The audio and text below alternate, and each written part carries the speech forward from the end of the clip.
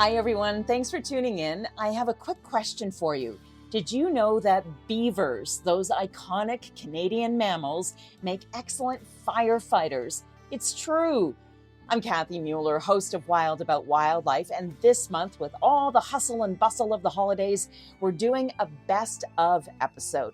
We talk migration and banding birds with the team at Salthaven West in Saskatchewan. Amber Marshall, known to many of you as Amy Fleming on the hit series Heartland, is back. But we're going to start with a conversation I had with Emily Fairfax. She's a researcher at the University of Minnesota, and she's using artificial intelligence, AI, to study how beavers can join our efforts in fighting wildfires across Canada. So far, our biggest finding is that beaver wetlands are really uniquely fire resistant. So even when we have really large and intense fires like mega fires, the beaver wetlands within these areas, they are just too wet and too complex to burn.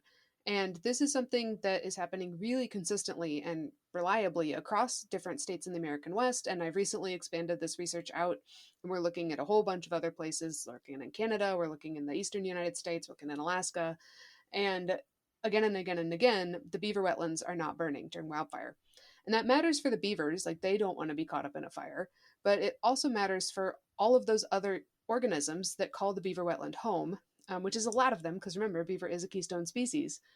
So if you're a fish or a frog or an amphibian or a bird or a small mammal or a person, even, if you need to find somewhere in the landscape that's not going to burn during a big wildfire today, you don't have a lot of options. Most of the forest is really flammable today. It's drought stressed. It hasn't been managed particularly well for the last couple hundred years. Unless you have like a concrete parking lot or reservoir, it's just a gamble. Like, I don't know, pick somewhere and hope it doesn't burn. But what we're seeing with the beaver wetlands is that if you have a beaver wetland, you basically have a place that you can count on not burning. And that if you're one of those animals that can't outrun or outfly the fire, you just have to get to a beaver wetland and you can survive. And then all those plants, too, which are not mobile, when they're in the beaver wetland and they're preserved, that's a mature, sort of reproducing population of plants when the rest of the landscape might be burnt down to nothing.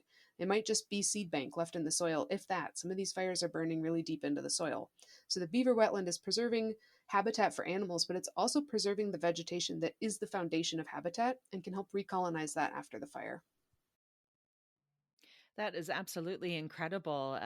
It's almost acting as a buffer, right? Like you're saying, it's a safe place, Yeah. and for creatures of all sizes and ranges, and that. So especially with climate change, and last year was a horrible year for wildfires here in Canada, and here in southwestern Ontario, we had some really hazy days because of the smoke that was coming in from wildfires in neighboring provinces, not even from Ontario. So, how do you see your research being used as climate change becomes more of an issue?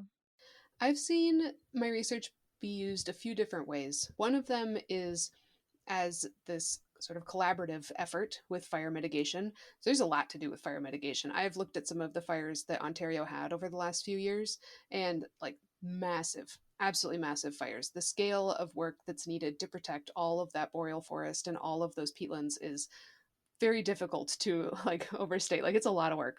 And that needs a lot of people and a lot of time and a lot of money if we do it all ourselves. And so what I'm seeing more folks do is think about, all right, well, if beavers are already doing this sort of natural fire mitigation in the river corridor or around the borders of our lakes, then what if we focused our efforts more on the places beavers are not working? So the uplands or the hill slopes or the meadows that beavers are not occupying. Instead of being so redundant with our firefighting, more and more organizations that I've talked to and that I've worked with are really starting to think about how can we be strategic and cover as much ground as possible, letting the beavers do what they do. And at first that kind of felt like probably a little goofy, like, all right, we're firefighters, we're trying to deal with one of the most pressing disasters of our time, and I'm gonna just pass this off to the beaver, big old rodent.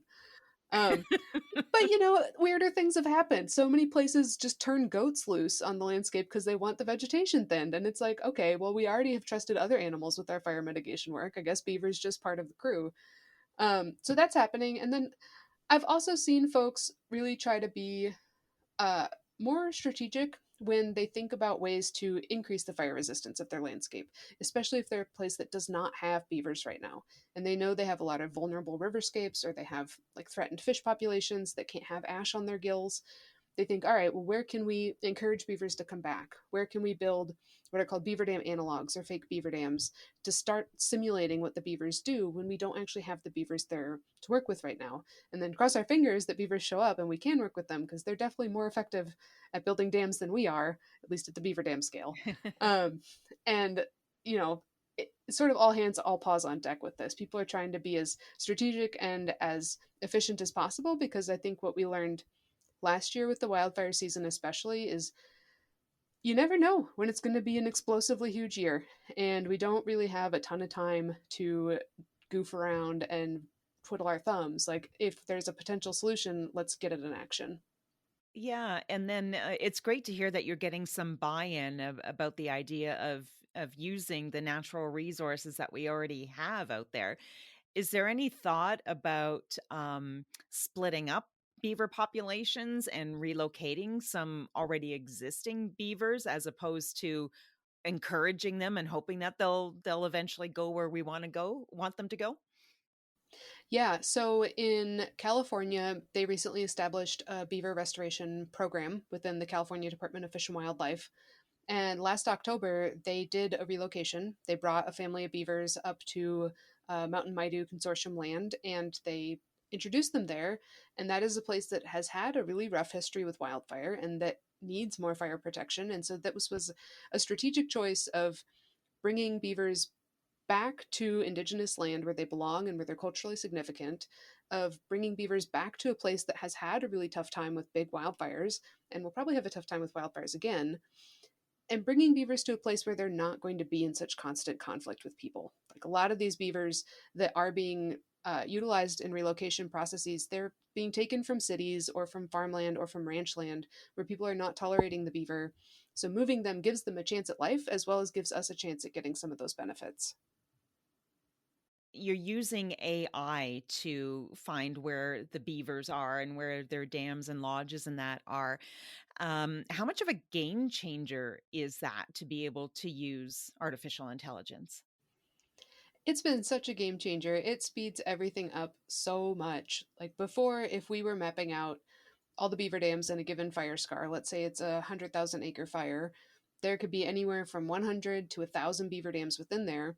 My team will literally go through and trace every single creek and look for every single beaver dam and make a mark on it so we know exactly where it is. And then, to be super sure of it, we have 2 to 3 people all map it independently of one another and then compare our results. With the eager model and with AI, we can either run eager on our fire scars to start with, and then that's going to rapidly narrow down where it's likely that there are beavers, or we can use eager as one of our mappers and then have 2 to 3 mappers, all being human, be replaced by 2 mappers with a computer mapper, or 1 mapper with a computer mapper. And these are ways for us to save time, save money. I think before, it would probably take us, I don't know, 3 months or so to do a season's worth of wildfires, all hand mapped. And now with eager, we can get that first pass mapping done in a week, and then our own mapping is sped up by it, and so maybe we can do our mapping in a week or two. So a quarter to a third as much time as it used to take. Are you still sending teams physically out into the wetlands to observe the beaver dams in person? I imagine there's still a lot of info and a lot of valuable info that you can get from seeing something firsthand, as opposed to relying on AI. Oh, absolutely. I mean, I don't think the eager model is ever going to fully replace the role of a person doing this. It's just like an assistance for us to do it faster and a little bit more efficiently. But we still go to the field even after we've hand mapped everything in remote sensing. We want to be 100% sure what we're seeing. And then also on ground, like, the level of detail that you can see is not always available in remote sensing or in aerial images or anything like that. I can think of one of the sites that I've been to where, like, we mapped it out by hand. Eager was also able to find this complex, no problem. It's beaver dams. It was pretty green around it even after the wildfire. It looks like it's a good case of fire refugia based on that analysis. And we go there on ground, and what we can see on ground confirms everything that we saw in the satellites. But then also, we can hear the baby beavers groaning and grumbling at their parents. And so we know that not only did the beavers survive, but they were feeling comfortable enough and healthy enough to reproduce. And then we can see the fish jumping in the pond, and we can see a bunch of birds hanging out, and we can see a black bear, which is a little scary. And it's a lot of information that was not able to be extracted from the satellite imageries, but we were able to figure out where to go faster because of the AI. I learned so much hosting this podcast. I hope you do too. If you want to learn more about Emily's research, including how we can coexist with beavers, tune in to episode 9. Now, from beavers to birds, we're heading out to our clinic in Regina, Saskatchewan. I sat down with Angela Tremka. She knows a lot about the importance of banding birds, putting those little bands of aluminum around their legs, the vital information they can get from that, how it helps save those beautiful songbirds, and how you can help in your own backyard. So we just introduced an ongoing bird banding program to Salthaven West. And so what this is we're banding songbird patients that have been admitted to our wildlife rehab center for care. Once they've fully recovered and are ready for release, that's when we band them. So what this means is we're attaching this small, non-invasive aluminum band to the bird's leg. And each band has its own unique 9-digit number. Now, these bands can be really small, especially with our small warbler patients. So they can actually fit 9 digits on that small band. And then we collect some data, including their species ID. We weigh them. We get some other measurements like their wing cord length, sometimes their tail length. We look at their fat content. We look for breeding characteristics. And then we also look at characteristics to determine age and sex. Now you're doing this with songbirds. Mm-hmm. Why songbirds? I would think that songbirds are pretty prolific, right? They're everywhere. Are there populations in danger, or some specific species that are in danger, or like what's the purpose of doing the banding? Bird banding is really important. In general, bird banding provides information and important data about birds and the environment. So we use banding to learn about migration, their lifespan, their reproductive successes, and their overall population demographics.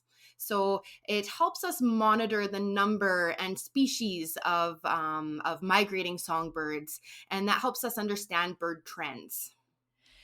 And why is that important to know?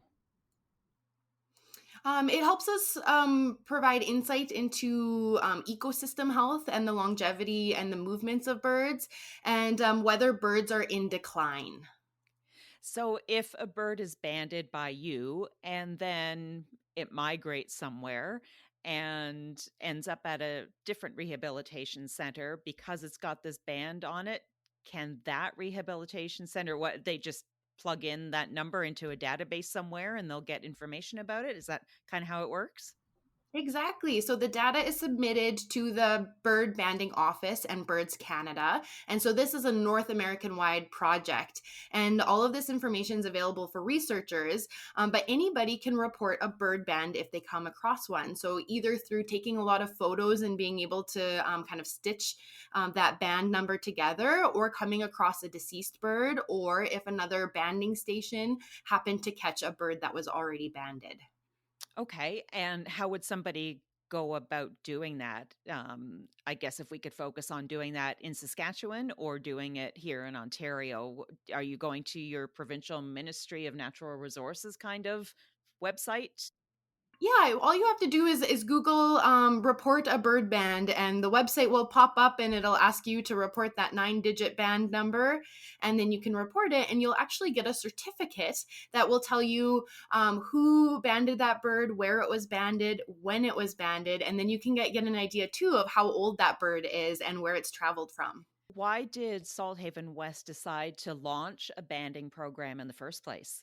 So for Salthaven West, this ongoing banding program will help us contribute to research and conservation areas in Saskatchewan. So, for example, this information can be really important to our clinic. It could give us important evidence to help us like reassess our rehabilitation practices, and then also contribute to new rehab strategies. So it's a way in which we can actually find out what happens to patients after they are released from our care.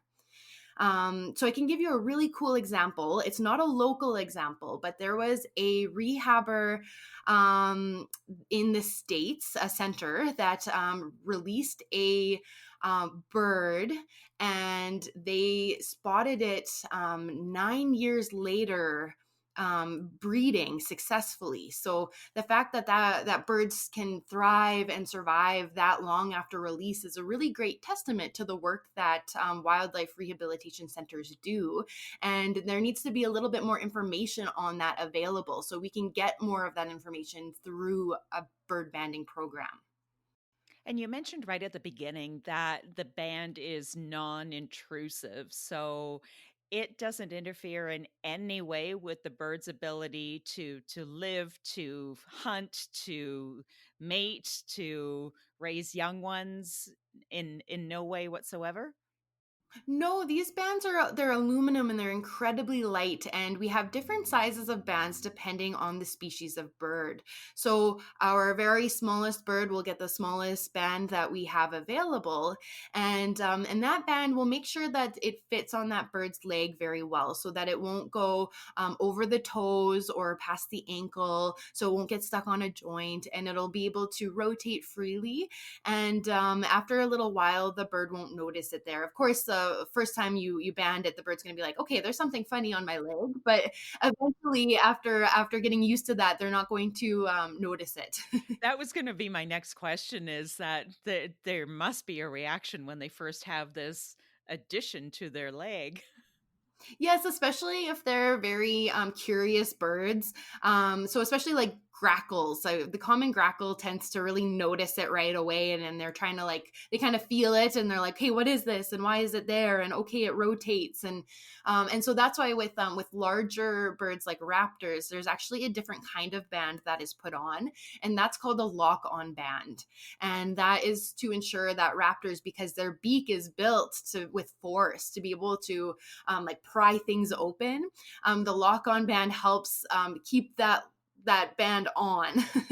And then with the migration patterns, it's not an easy route, right, for the birds. What are some of you talked about, wildfires. What about some of the human caused challenges that birds face when they're migrating?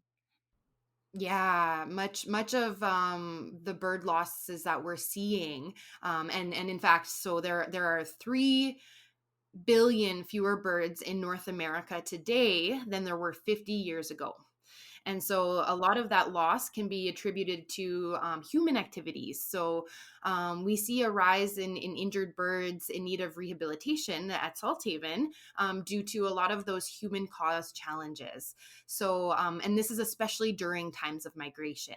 So birds are facing a lot of hazards. So, of course, we have habitat loss and urban development and climate change, but we're also seeing light pollution and window fatalities. So there was a case in the news last week where there were 1,000 birds that died from colliding into a single building in a single night in Chicago. Oh my gosh. And yeah, and so that is absolutely, it's horrific. It's a very significant number. And what was happening is that building is very bright. So there's a light pollution happening at night, and that can attract migrating birds. They get disoriented. They follow the light, and then they don't quite know where they are, and they can't really figure out a way out. And then they end up hitting the windows or the glass buildings that are very tall at night. So when we think of window collisions, oftentimes we're thinking of that happening during the day, but it's also a problem at night if it's too bright. Yeah, I think we can all relate.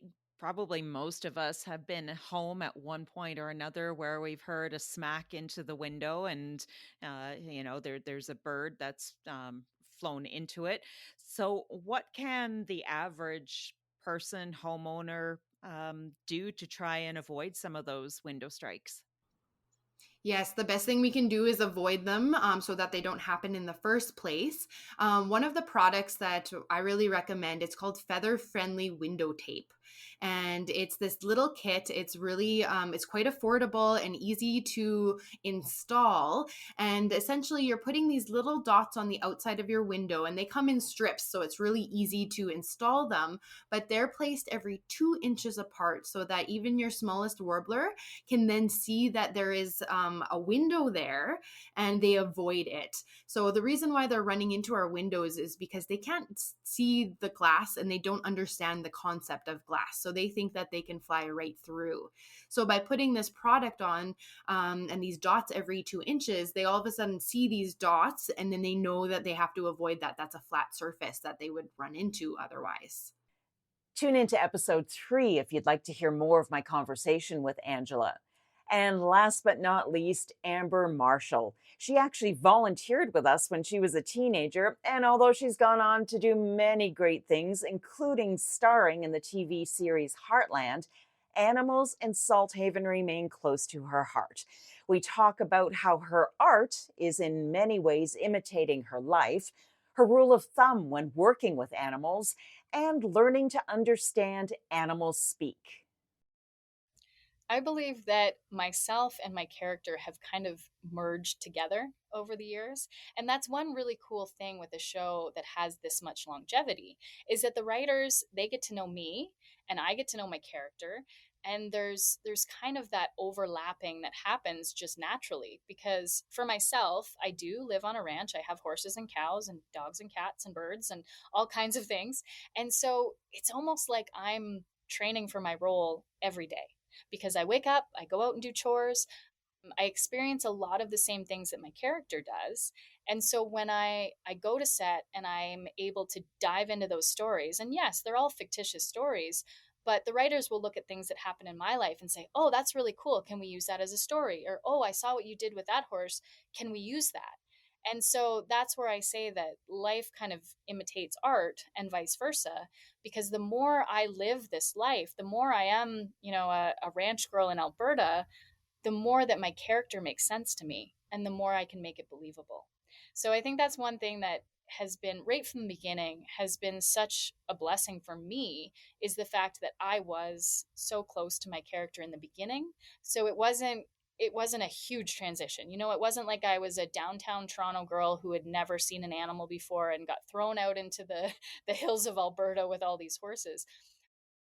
I got my first horse when I was 10. I had a couple horses when the show began. So I was already kind of immersed in that world and I knew how to ride. I was comfortable around them and I loved being out in the country. So I think for me, it just was an easy transition, an easy fit. And every day I'm learning and every day my character's learning. And so things that my character learns, I get to take into my own personal life, and things that I learn, I get to take into my character. And how different is it working with horses, having chickens, having cows, compared to when you were at Salthaven and interacting with wildlife like owls and hawks and eagles and snakes? I think that there's a general rule of thumb when being around animals, and that is reading them, understanding their needs and what really makes them tick. Because there's some animals that are going to be aggressive right off the bat, but that might just be out of fear. But you have to recognize that because it doesn't matter if it's a dog, a cat, an owl, a rabbit. If an animal's fearful and in a situation where they feel they need to protect themselves, well, that could be a fatal mistake for you, right? And it doesn't matter if it's a pet or wildlife or anything like that. You still have to be able to recognize those sometimes subtle gestures and things that animals give off. And I think working with wildlife really helped me kind of understand those cues and different things that animals would do to give you a warning. And once you understand that, you're like, oh, okay, I just need to give you some space. But that happens with are pets too. And I think there's a lot of people out there that have dogs and cats and horses and whatever else, and they don't understand those cues. And that's when accidents happen. That's when kids get bit, or people get bit, or something happens because they didn't understand and they didn't respect those cues. And so for me, having horses and cows, I mean, they can be very dangerous when given given a reason to be. They're a very large animal, and sometimes they don't think about it. You know, if they're to lash out and kick you, to another horse that just might be ouch, that hurt, but to a human that could be a broken limb or something worse. And so I think for me, it's just understanding and respecting their boundaries, their space, and then giving them what they need as well. Because when you are in care of these animals, take right now for an example, we have a big freeze out here in Alberta. It's -40, it's very cold, and the horses and cattle, they are outside, and they have shelters, they have lots of straw and bedding in their shelters. And I think a lot of people humanize their animals and they say, oh, they must be so cold out there. The poor things, they're suffering. But then I look at all the elk that are coming and eating all my hay every night. And I say, but they're outside, right? They're outside. They don't have blankets on. They don't have any more access to anything than my horses do. And they seem quite happy. Like I was watching them the other night, and then I went and chased them away because they were eating all of my very expensive hay. But it's one of those things where you say, we can't always put human traits or human ideas into our animals, right? We have to know what's best for them. And they will give you signs when they're too cold. They will give you signs when they're injured. But we can't just say, okay, they must be freezing because I'm freezing when I'm out there. Because sometimes that's almost worse for them. If you bring them into the hot barn, well, now you've disrupted their whole way of adapting to the cold. So I know a lot of people, they're like, oh, they're freezing, I just have to bring them in and warm them up. Some situations that is needed. But for the most part, then you're dealing with, they get different types of sickness because of going from hot to cold and things like that. So it's just recognizing what each individual animal needs. And then, you know, I have my dogs in the house because they go outside and their paws freeze up and they're holding their paws. So of course I'm like, come in. That's a different story. But I think the biggest thing is just knowing what the needs are of our animals and helping them through each situation the best that we can. And so that kind of leads me into my next question, and it's about the animals on set. And you kind of alluded to it earlier that, you know, we only have so much time to get this shot. And when an animal is being uncooperative and just has no interest in doing what you want it to do in that particular shot, how is that generally handled based on everything that you've said so far? That's why we always have more than one. It's funny. People always say, I love Spartan. He's wonderful. And I say, yes, we have 20 of them. And we do that to protect each individual animal because you're right. Just like kids, sometimes animals just don't want to do what we want them to do, and that's fine. And we don't want to pressure them into doing it either. And so for each animal character on the show, there's always at least 2 horses that play that character. And they're matched the best that we can do. You know, if it's a black horse, then we take it as close of a match as we can. And if it has a white star or something, we do put makeup on to make it look as much like the other horse as we can. But that's the biggest thing, is that they don't really understand what we're doing. They have an idea, and most of the horses that are there every day, they're like, oh, okay, these humans are weird. We have to do the same thing over and over again, and they want me to do this, and I don't know what they're doing, but okay. But animals are patterned, right? They understand, okay, if I have to run into this specific spot with a pylon, like a cone, which we use for the horses' marks, they know they have to run back to that same spot every time. And a lot of times the ones that have done it time and time again are like, oh, there's my mark. And they'll just walk right up and stand at their mark. But then sometimes they get bored or they get frustrated or whatever. They're having a bad day. Then we bring in their double, right? We bring in somebody else because we don't want to have to put that pressure on them. And each specific horse character has different things that they're supposed to be able to do. So let's say in one of the scenes, we want a horse to look like it's frightened or it's rearing, it's misbehaving. Well, we have a specific Liberty trained horse that comes in to do just that one shot. So it might just be a rear, and we have a trainer that's there, and this horse has a rearing cue, just like you would train a dog to sit. This horse has a cue, and the trainer will stand there and will set it up, and we'll have the shot. So it's just for that one moment. The trainer asks the horse to rear, the horse rears, it goes down, and if it looked good, we don't have to do it again, right? It's easy peasy for that horse. And then when we go back into the scene and the horse has to stand there for 20 minutes, then we bring in the horse that loves to just hang out and stand there. So each specific horse has skills that are just suited for what they need to do, so that we're not trying to push them, we're not trying to ask for something that's out of their capabilities. And then we notice too, like if a horse is getting frustrated, it's like, okay, no, he's done, we'll go put him back, just give him some water and hay, he can have a timeout. And then maybe later on he's ready to come back and work. But I think the biggest thing, like we talked about, is recognizing when they're done, when they don't want to do this anymore. And it's the same with children. And we work with a lot of children on set, and it's the same thing. You know that you don't have a huge window to get the material. We usually only have, okay, we know their attention span is going to be good for about 20 minutes, and then maybe not. So let's try to rehearse without the kids there or without the animals there. So we know exactly what we're doing, so that they don't have to be there for more time than they need to be. And then once we're all ready, once the cameras are set up, and that the adult actors kind of have an idea of what they're doing, what they're saying, where they're going, then we can bring in the animals and the kids, and it usually runs a lot smoother that way. Amber was so very generous with her time. We talked so long, I had to divide episode 7 into 3 segments. Now, if you not only want to hear Amber, but see her too, check out the video version of episode 7 on Salthaven's YouTube channel.